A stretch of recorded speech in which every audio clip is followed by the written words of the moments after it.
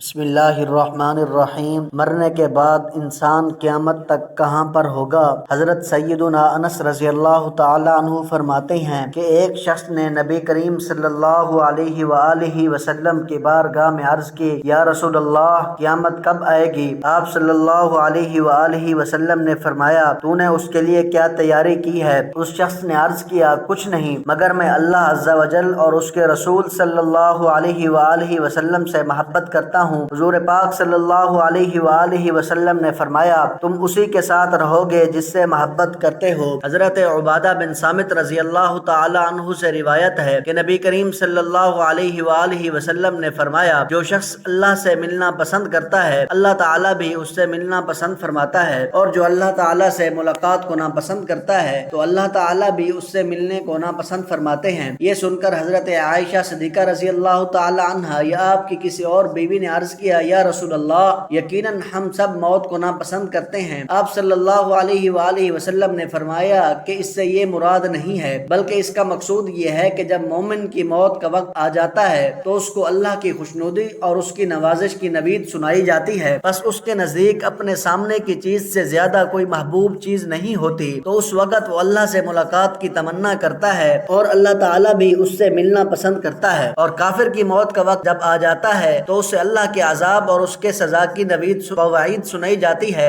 اس کے نزدیک اپنے سامنے کے عذاب و سزا سے بڑھ کر کوئی چیز ناگوار نہیں ہوتی، بس وہ اللہ سے ملنے کو ناپسند کرتا ہے اور اللہ تعالیٰ بھی اس سے ملنے کو ناپسند کرتا ہے۔ اس حدیث میں نبی کریم صلی اللہ علیہ وآلہ وسلم نے قریب المرگ مومن کی حالت کو بیان فرمایا کہ اس پر رحمت کے فرشتوں کا نزول ہوتا ہے، جو اس کو تسلی دیتے ہیں اور اسے اللہ کی خوشنودی کی نوید سناتے ہیں۔ حضرت براء بن عازب رضی اللہ تعالی عنہ کہتے ہیں کہ ہم رسول پاک صلی اللہ علیہ وآلہ وسلم کے ساتھ انصار کے ایک شخص کے جنازے میں نکلے۔ ہم قبر کے پاس پہنچے، وہ ابھی تک تیار نہ تھی۔ رسول خدا صلی اللہ علیہ وآلہ وسلم بیٹھ گئے اور ہم بھی آپ کے ارد گرد خاموش ہو کر بیٹھ گئے، گویا کہ ہمارے سروں پر چڑیا بیٹھی ہے۔ آپ صلی اللہ علیہ وآلہ وسلم کے ہاتھ میں ایک لکڑی تھی جس سے آپ زمین کورید رہے تھے۔ پھر آپ صلی اللہ علیہ وآلہ وسلم نے سر اٹھایا اور فرمایا، قبر کے عذاب سے اللہ کی پناہ طلب کرو۔ اسے 2 یا 3 بار فرمایا۔ پھر فرمایا کہ جب میت کو قبر میں دفنا دیا جاتا ہے تو وہ میت ان لوگوں کے جوتوں کی آواز سن رہی ہوتی ہے جب وہ پیٹ پھیر کر لوٹتے ہیں۔ اس وقت اس بندے سے پوچھا جاتا ہے، اے فلاں، تمہارا رب کون ہے؟ تمہارا دین کیا ہے؟ اور تمہارا نبی کون ہے؟ ایک دوسری روایت کے الفاظ کچھ اس طرح ہیں کہ آپ صلی اللہ علیہ وآلہ وسلم نے فرمایا کہ اس کے پاس 2 فرشتے آتے ہیں، اسے بٹھاتے ہیں اور اس سے پوچھتے ہیں، تمہارا رب کون ہے؟ تو وہ کہتا ہے کہ میرا رب اللہ ہے۔ پھر وہ دونوں اس سے پوچھتے ہیں، تمہارا دین کیا ہے؟ وہ کہتا ہے کہ میرا دین اسلام ہے۔ پھر وہ دونوں فرشتے اس سے پوچھتے ہیں، یہ کون ہے جو تم میں بھیجے گئے تھے؟ وہ کہتا ہے، وہ اللہ کے رسول صلی اللہ علیہ وآلہ وسلم ہیں۔ پھر وہ دونوں فرشتے اس سے کہتے ہیں، تمہیں یہ کہاں سے معلوم ہوا کہ وہ اللہ کا رسول ہے؟ تو وہ بندہ کہتا ہے کہ میں نے اللہ کی کتاب پڑھی اور اس پر ایمان لایا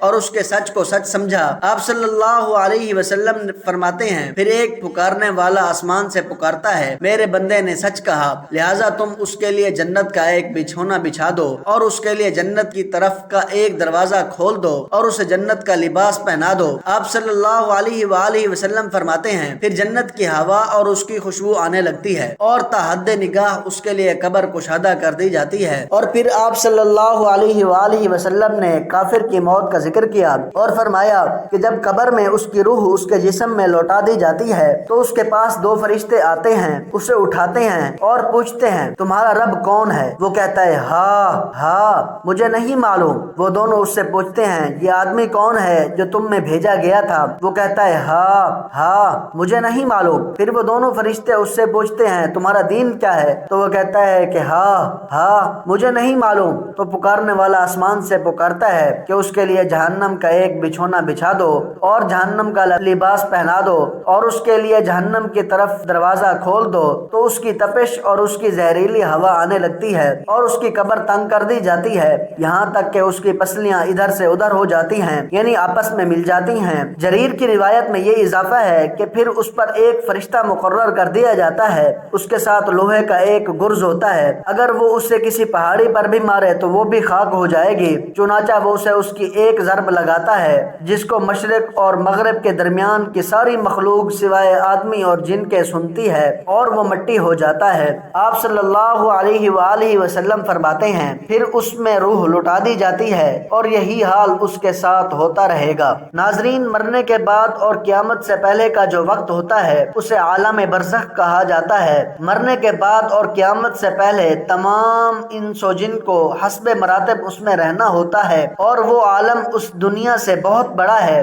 برزخ میں کسی کو آرام ہے اور کسی کو تکلیف، یعنی نیکوکاروں کو جنت کی ہوائیں ملیں گی، یعنی جنت جیسا منظر ہوگا، اور برے لوگوں کو جہنم سے ایک دروازہ کھولا جائے گا جس سے تپش اور گرم ہوائیں آئیں گی۔ سیدھے الفاظ میں یہ کہ انسان کے مرنے کے بعد اس کا تعلق اس ظاہری اور دنیوی عالم سے نہیں رہتا، بلکہ اس کا تعلق ایک اور عالم سے ہو جاتا ہے جس کو عالم برزخ اور عرف عام میں عالم قبر کہتے ہیں۔ اب جو کچھ اس پر گزرتا ہے وہ دنیوی عالم میں نہیں بلکہ اس دوسرے عالم میں ہوتا ہے، اور اس دوسرے عالم کو اللہ تعالیٰ نے اپنی حکمت بالغہ سے عام انسانوں سے مخفی رکھا ہوا ہے، لہٰذا اس پر اچھا یا برا جو کچھ گزرتا ہے اس کا اس دنیا میں مشاہدہ عام طور پر نہیں ہوتا۔